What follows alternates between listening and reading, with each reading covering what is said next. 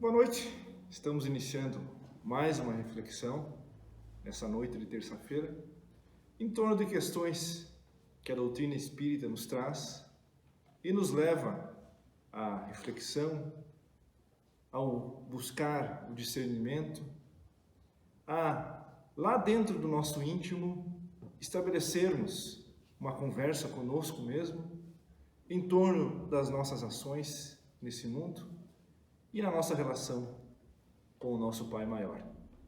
Continuamos ainda nesse regime de cuidados que a pandemia nos impõe e vamos, dentro das limitações que ainda nos são impostas, tentando levar a palavra de consolo da doutrina espírita nesses dias tão desafiadores e difíceis. E a nossa reflexão, nessa ocasião, é em torno da justiça divina. Os mecanismos que Deus esculpiu na nossa consciência para guiar a nossa evolução espiritual frente aos nossos atos, às nossas atitudes e a forma como agimos e nos relacionamos no mundo. Quando se fala em justiça divina, muitos associam aquele mecanismo pelo qual nós estaríamos diante de um Pai severo, austero, rigoroso, que nos imporia punições, castigos, em função do nosso mau proceder. Mas, em verdade, a justiça divina, ela é guiada pelos pendores de amor e de bondade e de justiça que qualificam, que são atributos da nossa divindade. O nosso Pai maior, inteligente como é, criador de todas as coisas, criou e redigiu leis divinas, universais, que estão habitando a nossa consciência. E à medida que vamos despertando para a nossa natureza espiritual, vamos tomando conhecimento e vamos tendo discernimento sobre os nossos hábitos, as nossas ações e o que isso reflete para a nossa caminhada espiritual. Quando essa situação, essa questão específica é analisada no Livro dos Espíritos, que é o principal livro, a pedra filosófica da doutrina espírita, livro que foi editado pela primeira vez em 1857, na questão 614, pergunta Kardec aos espíritos se existia uma lei divina, uma lei natural que vigora em todo o espaço, em todo o universo. E os espíritos respondem que sim, que existe uma lei divina a guiar os nossos caminhos enquanto espíritos que somos. E que a nossa felicidade ou infelicidade está ligada ao cumprimento dessa lei. Tanto quanto a infelicidade nos visitará na exata medida que nós agirmos em contrariedade a essa lei. Então, basicamente, esses mecanismos que regulam a lei divina e nos impõem recompensas quando agimos bem e agimos em conformidade com ela, e nos impõem consequências negativas quando nós agimos mal, violando os ditames dessa lei, repercute no nosso íntimo e dá o resultado: se nós agimos bem, nos sentimos bem. Se nós agimos mal, nos sentimos mal. Esse é o resultado efetivo do nosso cumprimento, do nosso andar aqui no mundo, enquanto cumpridores ou não das leis divinas. Ou seja, Deus cria as leis e faz com que elas habitem a nossa consciência. Deus nos dá inteligência e nos convida a viver encarnações experienciando a nossa existência humana. Ocorre que, enquanto nós agirmos bem, experimentaremos como recompensa uma sensação de felicidade, uma sensação de leveza. Ao contrário, se nós agirmos mal, vamos experimentar uma angústia, um mal-estar, uma sensação de infelicidade, porque estamos violando as leis divinas. E estando elas escritas no livro da nossa consciência, a nossa própria consciência reagirá, criando-nos um ambiente interno por esse proceder que nos tornará felizes ou infelizes de acordo com o nosso bem ou mau proceder. Então, quando falamos de justiça divina, recorremos ao nosso Pai Maior e visitamos o Livro dos Espíritos com essas orientações, trazendo-nos essas revelações e nos esclarecendo os mecanismos pelos quais a lei divina age em nós. Então nós não temos um Pai severo, um Pai austero, que nos castiga, que nos impõe sofrimento quando agimos mal. Nós temos um Pai que nos entrega a inteligência, nos coloca no mundo e nos provoca a fazer escolhas. Na medida em que nós fazemos essas escolhas, nós estamos impingindo a nós mesmos as consequências da lei divina. Então, esse Pai amoroso, soberanamente justo e bom, nos entrega o nosso destino. Nos dá o leme do nosso destino enquanto criaturas imortais. E nos convida a fazer o bem para agirmos bem. E, afinal de contas, qual é o conteúdo dessas leis? Todos nós sabemos. Todos nós intimamente sabemos quando estamos agindo bem ou quando estamos agindo mal. Recorremos a um velho ensinamento e simples que nos convida a fazer aos outros aquilo que gostaríamos que fosse feito a nós mesmos. Eu gostaria de que, diante de tal situação, alguém agisse de determinada maneira perante mim, então eu estou agindo bem. Agora, se eu ajo de forma contrária ao que eu gostaria que fosse feito a mim mesmo, eu estou agindo mal. Então, analisando os mecanismos da justiça divina, atendendo os pressupostos da bondade, do amor, do progresso incessante, da necessidade que nós temos de agir, de cooperar, de sermos fraternos, de exercermos a solidariedade e a caridade. Enquanto agirmos no bem, em favor do nosso semelhante e da coletividade, nós estamos trilhando o caminho do bem. Ao contrário, se eu prejudico terceiros, se eu ajo mal, se eu sou uma pessoa que provoca mal-estar ou faz com que a nossa presença no mundo seja alvo de preocupação por terceiros, porque eu não respeito o direito de outros, eu estou agindo mal e, logicamente, vou colher infelicidade. Então, em termos simples, em termos concretos, a lei divina é aquela que está na nossa consciência, que todos nós temos condições de acessá-la e guardamos no íntimo o que ela seja. E quando as praticamos de acordo com a justiça, com a caridade e com a bondade, semeamos a nossa felicidade. Então o Pai nos recompensa porque estamos agindo bem. E porque agimos bem, nos sentimos bem. Mas quando eu me entrego ao egoísmo, ao orgulho, à maldade, logicamente o nosso íntimo vai repercutir esse estado de espírito, provocando-nos um estado de infelicidade. E de que forma nós devemos esperar que Deus haja conosco quando nós nos arrependemos do mal que fizemos? De que forma Deus olhará para nós quando nós, em um determinado momento da vida, nos dermos conta que agimos mal e queremos reparar esse erro? De que forma Deus olha esses movimentos? E para explicar a forma como Deus age perante aquele que, tendo dado mal passos na vida, cai em si e se propõe a regenerar-se, a pedir perdão, ao voltar perante aqueles que eu ofendi. De que forma Deus interpreta esses movimentos?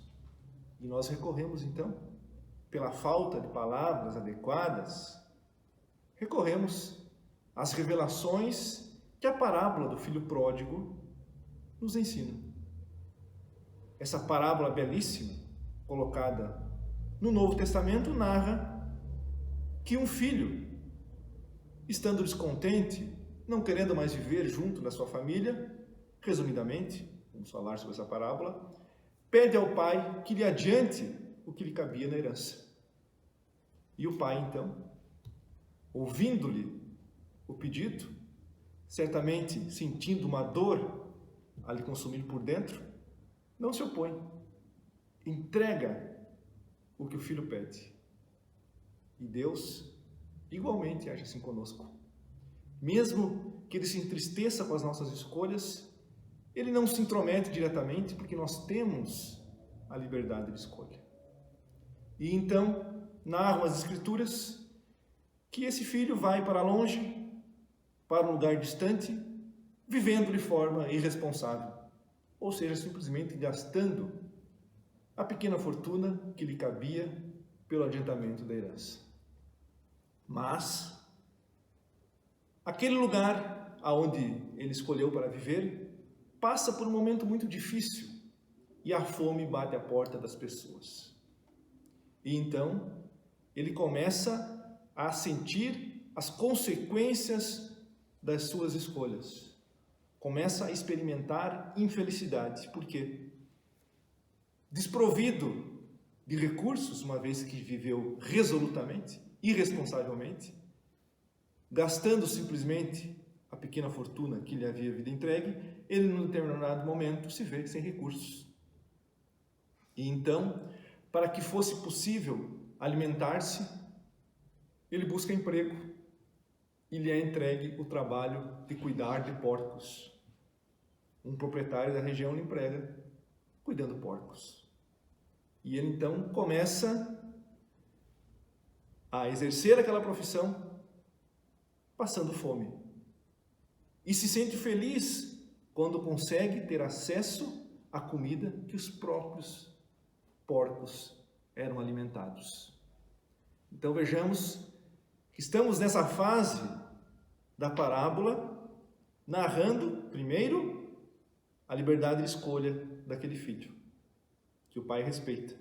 Mas num segundo momento ele já começa a experimentar, porque agiu mal, porque escolheu o caminho mais fácil e violou as leis divinas, ele começa a experimentar as consequências dos seus atos. E isso desperta nele uma reflexão. E então narram as Escrituras que em determinado momento, estando em sofrimento, ele se lembra dos servos de seu pai.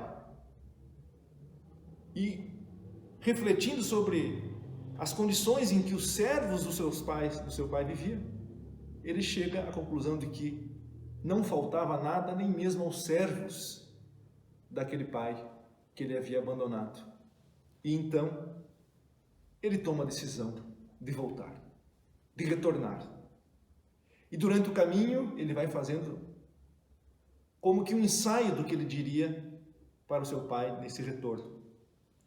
E tenciona ele propor ao seu pai que ele lhe receba não como filho, mas como um servo, como um filho arrependido que retorna, mas que gostaria de ser tratado como servo, porque não se achava mais, pelo seu proceder, não se achava ele mais digno de ser chamado de filho. Então, ele faz um movimento de volta, ele retorna à casa do pai. E esse pai, de que forma recebe esse filho? Da mesma forma como Deus nos recebe quando nós agimos mal e nós fazemos um movimento de reparação, de buscar o perdão, de nos melhorarmos. Narra a continuidade dessa parábola que o pai, de longe, reconhece o filho, pela forma como ele se movimenta. E tomado de alegria, esse pai corre ao encontro do filho. Tomado de alegria e de compaixão, dizem as Escrituras do Novo Testamento.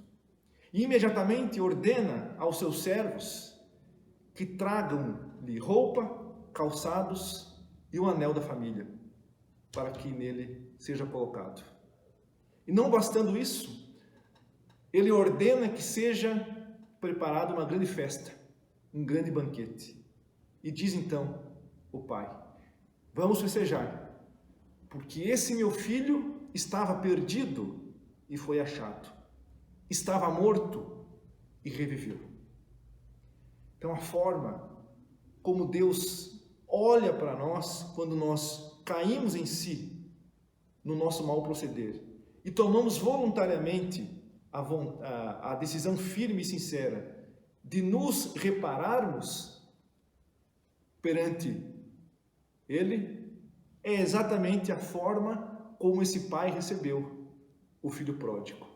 Ele não se encoleriza, ele não é tomado de raiva, ele não é severo impondo-lhe um castigo físico ou impedindo a volta dele ao lar, ou mesmo impondo-lhe a humilhação de ser recebido como um servo. Esse pai, como dizem as Escrituras, esse grande Deus amoroso, bom e piedoso, olha para o seu filho tomado de compaixão e entrega-lhe todo o necessário para que ele se repare. Nos veste, nos calça e convida para que participemos de uma festa em face do nosso retorno. E diz ele que está tomado de alegria porque estávamos perdidos, ovelhas perdidas do rebanho, e voltamos. E é motivo de júbilo, é motivo de alegria quando nós assim agimos. Não importa o mal que tenhamos feito. Quando nós, tal qual o filho pródigo, caímos na realidade e verificamos as consequências dos nossos atos e sofremos porque agimos mal e retornamos à casa do Pai, Ele nos recebe de braços abertos. Ele nos recebe como um Pai piedoso e bom que é. Ele não se compraz com o nosso sofrimento. Ele não se alegra porque estamos nos humilhando e fazendo o caminho de volta. Ele não puxa as nossas orelhas, porque sabe Ele que quando fazemos esse movimento nós próprios já despertamos os mecanismos da nossa consciência. Já estamos em sofrimento moral pelo mal que fizemos. E Ele então nos recebe de braços abertos, externando o amor que tem por nós e nos convidando a ficar. E festeja, porque assim agimos. Então, quando nós olhamos para a nossa existência e reconhecemos erros, certamente aquele Pai que está no céu se alegra, porque o simples fato de despertarmos, de reconhecermos que erramos, já é um avanço, já é um grande passo para que o sofrimento, para que a infelicidade causada pelo nosso mau proceder em nós mesmos, está a um passo de ser superado. Aquele estado de felicidade que nos domina o íntimo quando nós praticamos o bem, ele começa a voltar para nós mesmos. Aquela dor que nós sentimos, porque sabemos que erramos e estamos infelizes, começa a ser superada. Despertamos para as verdades eternas. Nos convencemos que devemos andar na trilha do bem. Então, esse Pai amoroso e bom nos convida que o nosso caminhar, que o nosso proceder nessa vida seja uma busca incessante pelo bem, seja uma sequência de boas escolhas enquanto aqui estamos na terra, sempre na direção do bem. Mas quando erramos e sentimos as consequências desses atos do nosso íntimo, inundado pela infelicidade, e somos capazes de reconhecer o erro e tentar reparar o erro, o Pai nos olha com esse olhar amoroso e bom, nos convidando a ficar. Pois somos tal qual aquele filho pródigo, ovelhas que se desgarraram do rebanho, mas que pelo simples fato de voltarem é motivo de júbilo, é motivo de alegria, porque o primeiro passo para a nossa redenção espiritual foi dado. Então os mecanismos da justiça divina não são outros, a não ser aqueles de amorosidade, de bondade e de sabedoria que são os próprios atributos do nosso Pai. Que nós possamos seguir as nossas vidas, fazendo boas escolhas, mas quando errarmos, não esqueçamos que não estamos sujeitos a um julgador vingativo que age com intempestividade, com severidade, ou mesmo se comprazendo com o nosso sofrimento. Ele está, sim, tomado de compaixão quando fazemos a escolha de voltar atrás e nos recompor perante as leis divinas. Esse Pai amoroso e bom nos espera de braços abertos, não importa o tamanho do nosso erro, para que nós possamos retomar a nossa caminhada de espíritos imortais que somos e continuamos sendo, ainda que agimos mal.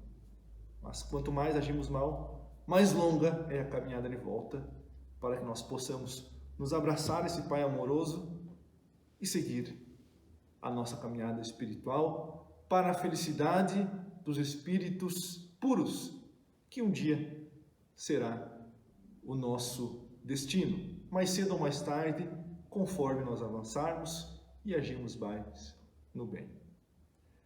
Então sigamos em paz, encerramos a nossa reflexão na noite de hoje e convidamos a todos então para que nesse momento de encerramento possamos nos entregar à prece e enquanto oramos vamos mentalizando o nosso mundo, a nossa comunidade, a nossa família e nós mesmos, rogando a Deus forças para que nós possamos superar, enquanto humanidade, os dias difíceis que estamos enfrentando, mas que vamos superar com o auxílio de Deus, com a nossa fé e, é claro, com a ajuda da ciência. Então vamos elevar o nosso pensamento e agradecer a Deus pela nossa existência, pelo sol que nasce a cada dia e nos convida a continuar, pelo ar, pelo alimento, pela água, por todos os nutrientes que nós precisamos para satisfazer as nossas necessidades materiais, e a eles eu tive acesso hoje, Senhor. Eu agradeço. Agradeço pela família, pelo meu lar e pelos amigos. Agradeço, Senhor. Agradeço imensamente por tudo que nos é dado. E pedimos, Senhor, que os nossos corações estejam alimentados pela fé nesses dias tormentosos. Que a nossa palavra seja aquela que leva a esperança aos corações aflitos e convida-nos a manter o equilíbrio e persistir na fé. Ainda que tudo pareça nebuloso e coberto de dor, Senhor, eu peço-lhe que eu tenha forças, discernimento e vontade de ser aquele que leva a esperança ao invés da discórdia, aquele que leva a sua palavra e os seus ensinamentos nos nossos hábitos mais simples do dia a dia, e que nós possamos seguir em frente, perseverando no nosso caminho, não nos descuidando dos nossos deveres terrenos, mas sempre buscando o contato amigo da nossa porção espiritual, que nos chama sempre a estar contigo e agradecer pela vida. Que assim seja. Boa noite a todos e sigamos todos em paz. Um abraço.